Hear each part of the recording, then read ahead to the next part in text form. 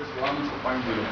So, so I have met a lot of people, and a lot of people have said to me something to the effect of, oh, there is a conference, so I want to write a paper.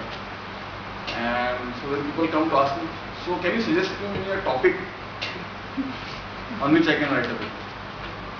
So there is something fundamentally wrong in this kind of approach. So you don't write a paper for the sake of writing a paper. You write a paper because you want to tell somebody what you are doing. So you mainly write about what you are doing, and not about something that you don't know anything about. Okay, but about something that you are actually already doing, have been doing, and want to talk about. Yeah. That is one. And second main point is that there has to be novelty. There has to be something new in what you write, whatever it might be. Yeah, these two are assumptions. I mean, if these two things are not there, then actually you might as well not write the book. So, yeah, everybody agrees. So these two are basic given things. Okay. Yeah.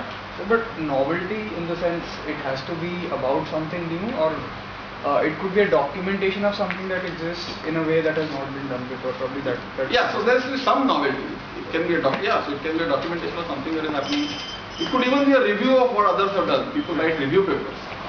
So people write review papers about what others have done in their life so far, or what other papers say. You cannot rewrite, and so yeah. But even in that case, so if somebody else has written a review paper, then maybe you might not want to write the review paper at this time.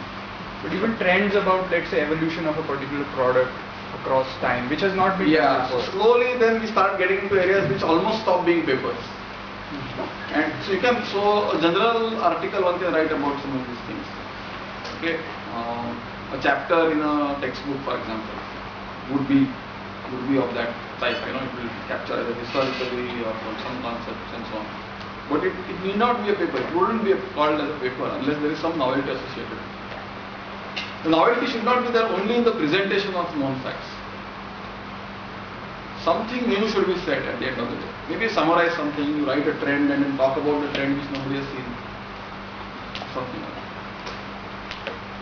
So I think so I have 3 examples of what I've written an article, there's a short paper and there's a long paper. So what I feel is when you essentially do when you develop a new method of sorts, or you find a large claim, then you can write a paper. If you are essentially summarizing things, or if you are just reviewing